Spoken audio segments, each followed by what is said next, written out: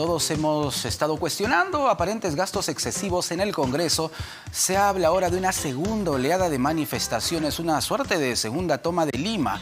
Vamos a conversarlo con el doctor José Eliche, ex ministro del Interior y ex oficial mayor también del Parlamento. Bienvenido a RPP, doctor Eliche. Buenas noches, Jorge. Gracias por la invitación. Vamos primero por lo que está preocupando a muchísimos peruanos. Se habla de una nueva intentona de esto que se llama la toma de Lima.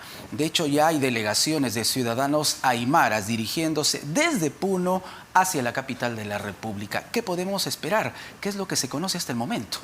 Bueno, podemos esperar que quienes se están desplazando hacia la ciudad de Lima con la finalidad de expresar, ¿no?, sus puntos de vista, sus protestas, hacer sus demandas, hayan aprendido de lo que ha sucedido en días pasados y, bueno, y si van a ejercer su derecho de protesta, que es un derecho plenamente reconocido, pues que lo hagan respetando en principio la vida, la integridad física y también la propiedad, tanto pública como privada. Pueden movilizarse, pueden expresarse, pero nada autoriza para el uso de la violencia. Y del lado del gobierno también hay lecciones aprendidas, ¿no?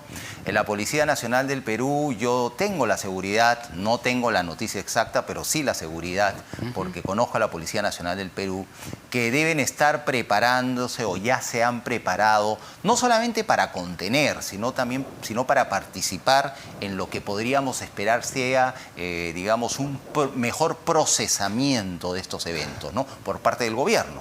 Claro. Porque como se ha dicho muchas veces, lo he dicho yo y muchas otras personas que han salido en los medios o han publicado a veces en Twitter o lo que sea, que el problema no es pues militar policial, el problema es político, ¿no? Entonces son los políticos quienes están en el ejercicio del gobierno y todo su equipo, y también con la participación del Congreso y otros órganos, quienes deben tomar las decisiones y hacer las coordinaciones necesarias para procesar lo que estamos viviendo en nuestro país y por fin salir de esta situación de inestabilidad hacia un camino de definiciones para el Perú que vaya más allá, ¿no?, de la solicitud de renuncia de la presidenta, que en algún momento, si las cosas se ponen realmente feas, podría, ¿no?, decidir renunciar, no lo sabemos, del adelanto finalmente de las elecciones, tema que has conversado con el entrevistado anterior, con el congresista Valer, y seguramente con otros políticos que te visitan,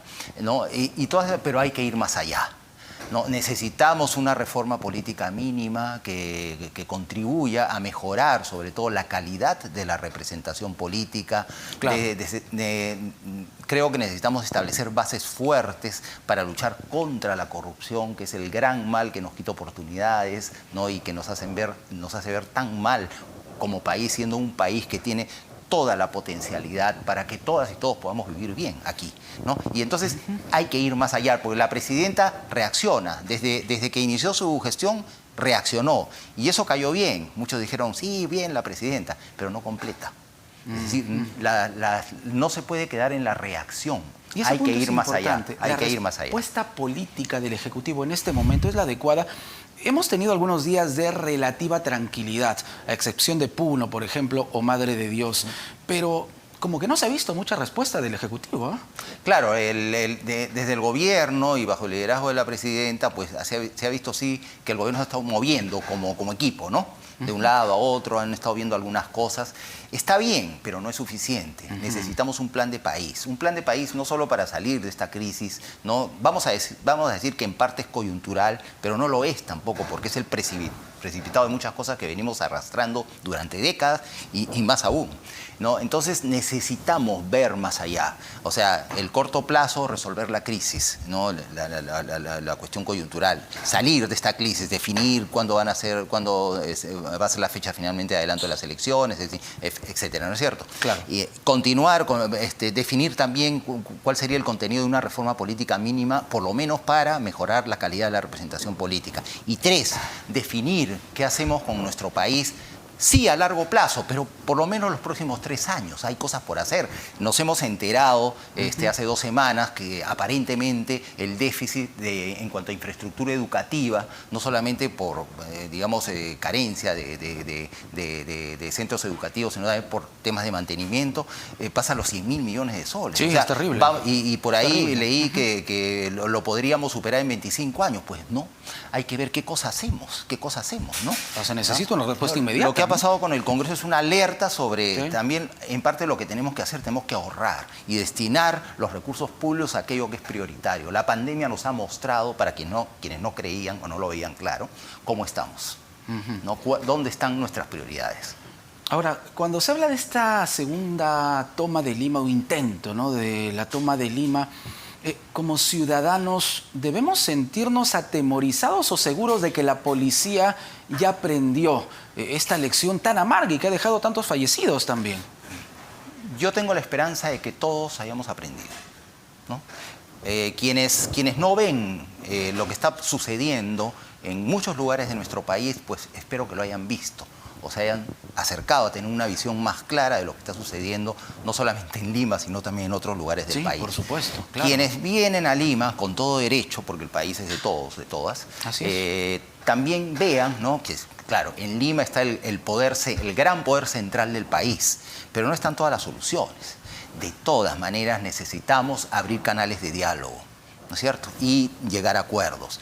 Quizás lo más, digamos, un mensaje importante es, ¿no?, o una idea interesante es, si nosotros miramos nuestro país por todos lados, quienes lo hemos recorrido de aquí para allá, es un país hermoso, es un país lleno de potencialidades, pero es un país que tiene que cerrar brechas importantes, tiene que mirar claramente cuáles son sus prioridades y destinar sus mejores recursos a cubrir, digamos, esas necesidades, esas demandas que no han sido, digamos, adecuadamente tratadas, ¿no?, oportunas y adecuadamente tratadas. Pero sobre todo necesitamos un plan de salida, un plan mínimo en el que todas y todos nos podamos encontrar para salir adelante. No podemos ir, por ejemplo, no me gusta a mí, y creo que a muchas personas no les gustará, el escenario de una salida de la presidenta y elecciones inmediatamente, ¿no? O sea, el presidente del Congreso asume la presidencia y está obligado a convocar elecciones dentro de los próximos 4 meses. O sea, yo creo que podría ser más de lo mismo. No por quien va a ejercer temporalmente repetir un escenario, claro, porque que ya no ha habido conocemos, reformas, va a conocemos. ser más de lo mismo. Va a ser más de lo mismo y vamos a continuar con nuestra frustración colectiva, ¿no?, sin resolver estos problemas que son estructurales, históricos, que arrastramos hace años y que tenemos que encararlos de una vez. Hablemos de lo que está ocurriendo en el Parlamento. Doctor Elich, usted en su momento ocupó el cargo también de oficial mayor del Congreso de la República. ¿Cuánta es la responsabilidad del presidente de la mesa directiva en estos gastos excesivos, millonarios, sin lugar a dudas? Formalmente hay responsabilidad, ¿no?, porque según el reglamento del Congreso, el Consejo Directivo que preside el presidente del Congreso debe recibir periódicamente información sobre la marcha de la administración, ¿no?, y una diversidad, digamos, de aspectos administrativos del Congreso. La mesa directiva también, del oficial mayor, ¿no? Muchos temas administrativos son vistos por la mesa directiva. Y el oficial mayor directamente también debe supervisar, ¿no? Y es más, la expresión que usa el reglamento es dirigir, ¿no? Pero el oficial mayor, en realidad, hay que entender cuál es el rol que cumple. El congresista Valer creo que acaba de decir que es el gerente general del Congreso, ¿no? Parece un gerente general, pero el cargo de oficial mayor, que en la mayoría de parlamentos del mundo en este momento se llama secretario general o secretaria general, ¿no?, es realmente raro, es solo parlamentario. El oficial mayor es un funcionario que no existe casi en otra entidad pública en el mundo, que se ubica entre los políticos y la administración, pero no debe ser político, debe ser neutral, ¿no es cierto? Y por eso, cuando el oficial mayor convocó a los medios de comunicación para hablar sobre lo que ha sucedido, lo que se ha revelado estos últimos días, estuvo acompañado a su lado izquierdo del director general parlamentario, que en la práctica es el suboficial mayor. Exacto. Y se ocupa de todo el área procesal parlamentaria. Y a su lado derecho estaba el director general de administración, quien ve la administración y dijo, ¿no?, que él asumía la responsabilidad, y además estuvo acompañado de algunos funcionarios de las llamadas áreas usuarias, los que hicieron las demandas por necesidad de todas estas adquisiciones o contrataciones. Porque un poco estaban explicando el proceso, ¿no? O lo trataron de explicar en todo caso. Bueno, pero es que, claro, quizás faltó alguien que diga, fíjense, las contrataciones hacen así, porque la ley de contratación del Estado y eso, la ley de presupuesto esto otro, etcétera. Pero no había tiempo para eso. Fueron, digamos, a hacerlo de una manera práctica, ¿no? Y con los actores centrales. No está mal para empezar, hay que entenderlo. Pero, bueno, yo dije hace como una semana en otra entrevista, y creo que otros también lo han dicho, ya es un tema del órgano de control interno que entiendo hoy día ha sido fortalecido, o debe haber sido fortalecido, porque se viene anunciando ya desde hace 2 días que iban a nombrar a un nuevo funcionario a cargo de esa área, precisamente, ¿no es cierto?, de esa área. Williams. Y además el presidente del Congreso, creo que muy bien, ¿no?, quizás lo pudo hacer antes, pues está bien, ya lo hizo, ha pedido a la Contraloría que intervenga y revise cada uno de esos casos. Pero hay algo que no estamos viendo. El problema del incremento, ¿no?, sostenido del presupuesto del Congreso no es solamente administrativo, o sea, no es el oficial mayor, el área usuaria administrativa, no. Según mi punto de vista, el presupuesto del Congreso crece por la forma como se hace parlamento en el Perú. Tenemos 12 grupos parlamentarios y otro grupo más de no agrupados. Todo eso genera gastos adicionales. Y eso en alguna medida se revela con lo que se dijo en la conferencia en prensa que encabezó el oficial mayor refiriéndose al estacionamiento. Resulta que se ha alquilado este estacionamiento y 2, 3 días en los medios de comunicación, y muchas personas que opinaban decían que los congresistas, no es cierto, ¿no? Bueno, ¿y qué ocurre? Y creo que fue el congresista Montoya el que dijo, bueno, yo desde que vine me asignaron el estacionamiento 23, que es ahí al frente nada más del Palacio del Congreso, y ese es el único que uso hasta ahora, porque claro, ahí estacionan los congresistas. Este estacionamiento es mayormente para empleados del Congreso, claro, ¿no? Y para la flota del Congreso, Entonces, eso ha crecido mucho. El Congreso tiene, bueno, no sé cuántos locales funcionan para el Congreso ahora, antes funcionaban más de 10 locales. En la época que había 2 cámaras y había una cantidad enorme de parlamentarios, ¿no?, los diputados estaban en el local de Azángaro y los senadores estaban en el local que se llama de Rey Curioli. Doctor Eliche, ¿no? Crece, a esta mala imagen que tiene el Congreso, lamentablemente. Así es, ¿no? El presupuesto del Congreso creo que está en 800 millones, es una cosa monstruosa, o más, casi 900 millones de soles, me parece, ¿no?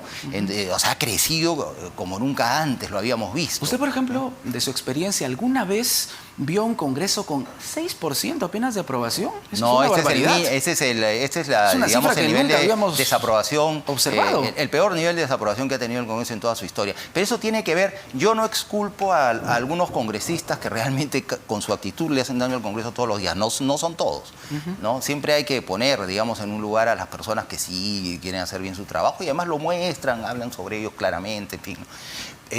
Pero esto, o sea, empieza antes. Es el sistema de partidos. Si no tenemos partidos políticos, no podemos tener buenos grupos parlamentarios, ¿no? Claro. Y esta atomización de los grupos es la demostración de que así es, ¿no es cierto? Entonces, no hay un mensaje claro para el país. Tenemos congresistas en grupos parlamentarios en los que no encuentran identidad con nada. Ideológica es demasiado pedir, programática ni hablar. No solamente es una asociación interesada y temporal para beneficiarse de las ventajas de estar en un grupo parlamentario. Tenemos partidos que son vientres de alquiler, por ejemplo, literalmente. Pero claro, siguiendo más o menos ese modelo. O sea, el individualismo parlamentario y no el trabajo en grupos que actúen de manera cohesionada y coherente es lo que daña no solamente al Parlamento peruano, a cualquier parlamento del mundo. Muy bien. ¿Tú quieres debilitar un Congreso? Pues fracciónalo.